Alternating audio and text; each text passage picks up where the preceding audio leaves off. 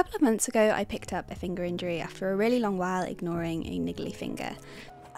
Getting injured forced me to take a step back and consider some gaps in my climbing and training that not only could be a valuable injury prevention tool, but also a way to rehab my finger and to come back a healthier and stronger climber overall. Enter the hangboard. For many years I had the misconception that hangboards were only for the strong and only for getting strong. And whilst yes, they're great tools for maximising finger strength off the wall, there's also many different ways to use a fingerboard that cater to different goals and circumstances. So today I'm going to be taking you through 3 of those that have become a feature in my climbing, covering multiple different session goals. So for one reason or another this month, Nathan and I have not really been climbing. We've been building the van, so we've not had access to the climbing gym that often. I'm also rehabbing a finger injury. So training has looked a little different for us for the past couple of months, and something that has become much more of a feature than it normally would be is hangboard training. So whether you're rehabbing an injury, perhaps you don't have access to the climbing gym at the moment and you just want to keep your foot in the door and your endurance ticking over, or you're trying to build strength for a climbing trip, these 3 protocols should have you covered. This is what Nathan and I have personally been doing and have had experience doing with various coaches and physios over the years. It might look a little different to you, so I'd recommend getting in touch with somebody that you trust, an industry professional who knows what they're talking about, just to make sure that you're safe to be doing what you're doing. Again, this is my experience, Nathan's experience over a few years. I'm not saying that this is the only way to fingerboard or the way to fingerboard, this is just what I've been doing. So first of all, I wanted to introduce you to the hangboard that I have been working on. I've been using the Frictitious Monolith because we are living in a house that is not ours. I've been able to train without having to ask to hammer in a fingerboard at home. The first protocol that I'm going to run through is something that I personally have been using for the last, I want to say like 4 to 6 weeks. I recently picked up a finger injury, as I've documented a little bit on the channel, but as part of my rehab I reached out to a physio and he prescribed me some density hangs, so that's what we're going to do today. I'm just tightening up these and then we'll get started. So for me, density hangs have kind of served a bit of a dual purpose. So not only are they a great rehab protocol to follow because my physio has advised me that they help to stress the finger without aggravating the injury, or like load the finger without aggravating the injury. They're also a really great psychological tool, or have been for me, just to feel like I'm keeping my foot in the door, or feel like I'm doing something, like I'm working my fingers in some way. I haven't been doing any climbing training basically aside from these. Density hangs you can do multiple times a day. I do mine maybe a couple of times a day, but my physio said you can density hang for up to 3 times a day, and it's a 30-second hang. I don't really hang, I weight my fingers with my feet on the floor. My physio advised me that it's up to a 4 like pain discomfort level. I think I had the misconception that hangboarding was always like max hangs, pulling lots of weight on an edge, and actually it's really not that at all. Like it fits really quite nicely into like my routine whilst we've been building the van. It takes 10 minutes. It's 30-second hang, 1 minute rest, 30-second hang, 1 minute rest. So we're going to do that now. With grip types, I feel like I should address grip types. I've been working a 4 finger hang, just around like my injury and what my physio has advised me. Might be completely different for you if you have a different injury, if you're rehabbing something different, or I don't know. I have no idea. I just follow what my physio tells me to do. So all I do is find the 30mm edge, get into a grip type that I feel comfortable with, and then gently load my finger. Normally I would have a timer in front of me. Nathan could be my timer. 30 seconds. And as I've been doing this for maybe, 4 to 6 weeks now, this is kind of like quite a comfortable level of, I wouldn't say it was even discomfort, this is comfortable for me. But it really is just a case of kind of like working with your physio, I suppose, and listening to your own body on what's kind of a good amount for you. 30 seconds. And stop. So now I'll rest for a minute. Nathan can also be my timer. And after a minute, I will hop back on, and I'll do that for 4 to 6 sets. As I said before, the benefits of this for me personally have been rehab of my finger, but also hangboarding is something that I have rarely incorporated into my climbing training. I made a video a couple of years ago, I think, about a 30-day hangboard experience, but it's never a tool that I've used for rehab. So this is quite like novel and revolutionary for my rehab journey, I suppose you might want to call it. Over the last 4 to 6 weeks or so, this has probably been my like primary experience of hangboard, just given my like current finger situation. But there are other ways that you can use the hangboard to achieve or like work towards different goals, I suppose. So another way that we have found really useful, and I personally found really useful, I'm probably at my 30 seconds now. Another way that I've found really useful to incorporate hangboard into your training is when you don't have access to a climbing gym or much climbing equipment. Hangboards are a great tool for keeping up your climbing endurance, fitness, finger strength.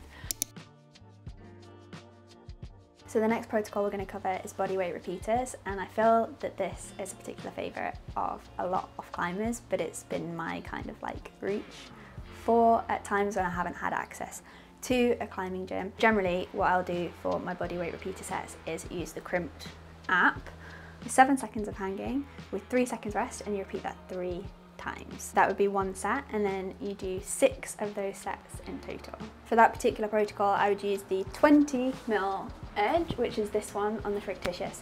And the reason that I like this particular way of using a hangboard is that in comparison with some of the more like strength-based max hangs, this really feels like you're getting more of a like sustained workout in. By the end of my sets on this, I'm feeling kind of forearm pump. And I think that when you're not able to maybe access climbing so often, if climbing's not featuring in your kind of like day to day, it just feels like a really good climbing training workout. I find it personally a little bit more satisfying than like pure max strength. So as Nathan and I have our big trip coming up, and as we have a hangboard coming with us in the van, I feel like this is something I'm going to be reaching for a little more during our travels, just because having tried a few different protocols here and there and testing out what works for me, this is just something that I enjoy. I find it particularly satisfying. There's also different variations that you can do on repeaters, so you can kind of play around with the sets and the reps to build a workout that works for you, that you enjoy and get the most value from. With that in mind, I do think it's actually really useful to vary the grip types when you do repeater sessions, just to mimic, I guess, kind of like climbing as it would naturally be, rather than on a standardized edge all the time. The third way that Hannah and I have both used the hangboard, I think, I'm sure Hannah's done this as well, but maybe it's something that I do a lot more of. I'm quite well known for kind of having quite a regimented training routine that I like sticking to every time that we go to the gym, and also at home as well, is some strength building exercises on the hangboard. I am a big fan of what's known as max hangs. So hanging for, generally I hang for 10 seconds and then I take a couple of minutes off, and I will maybe do somewhere between 4 and 8 sets of that in a session.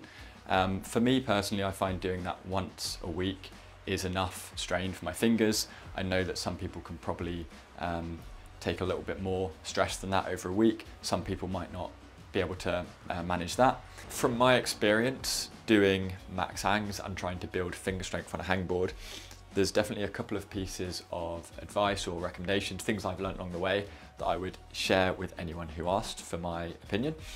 I would first of all say that before you do any kind of strength work on a hangboard, I've always found it really useful to have a sort of benchmarking or assessment phase or testing session that takes place before you then get stuck into your regular reps and sets on the hangboard.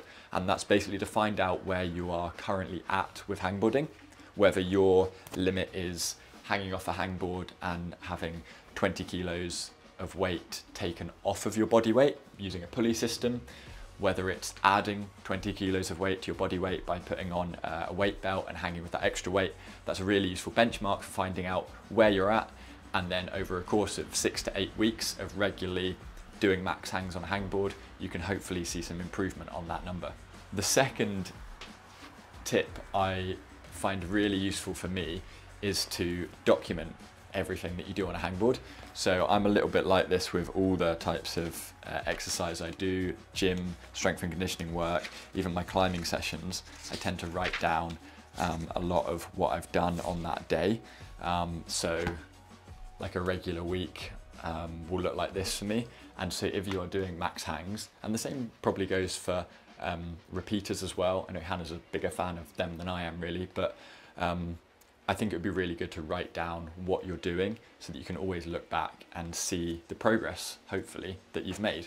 With those things in mind, they're all things I try and do. When I then go and have a hangboarding session, something like max hangs, for me what's comfortable is probably doing it's quite a taxing session, so probably doing it once a week is as much as strain as I would want to put on my fingers. I find that I tend to get a little bit tweaky if I do any more than that. That's going to vary depending on where you're at with your climbing, what strength level you're at, and just how your body responds. But for a typical session, I would probably do 10 seconds of hanging, and then I would rest for 2 to 3 minutes, and I would do somewhere between 4 to 8 sets. It might actually even depend how I feel on the day as to how many sets I do. And I have become a little bit better at that over the years, I think, of training, of maybe realizing that I don't always have to hit exactly the amount of sets and reps that I've got written down in my book or that I've planned to do for that day. Sometimes it is actually really good to listen to how you're feeling on a different day. And as long as you're pushing yourself to that 80–90% effort level, you're probably achieving your goals for the day. One thing that I think is really good on the fictitious hangboard for doing these kind of max hang sets is just the variety of different hold sizes that there are. When I went and spoke to a physio in Sheffield recently, James from the climbing clinic, he kind of pointed out to me that a lot of people get quite fixated on the 20mm edge. I was definitely in that group of people, I suppose, who had just seen that as like the standard I wanted to get really good on, and he kind of questioned whether that was really backed up as needing to be that one hold that you get really strong on, given that everyone's fingers are different sizes and everyone's fingers are different lengths in comparison to each other. So it doesn't necessarily mean that just because the 20mm edge is the most comfortable for a lot of people that it would be the most comfortable for you. I've got pretty big hands. It could be that going to a slightly larger edge, like a 25mm edge, is actually going to work better for me. It's going to maybe put less strain on some parts of my fingers. It could be something where I can up the weight a little bit more without feeling any stress in my joints. So I've been experimenting a little bit recently as well with playing around with the 20mm edge, the 25mm and the 30, just to see what works for me.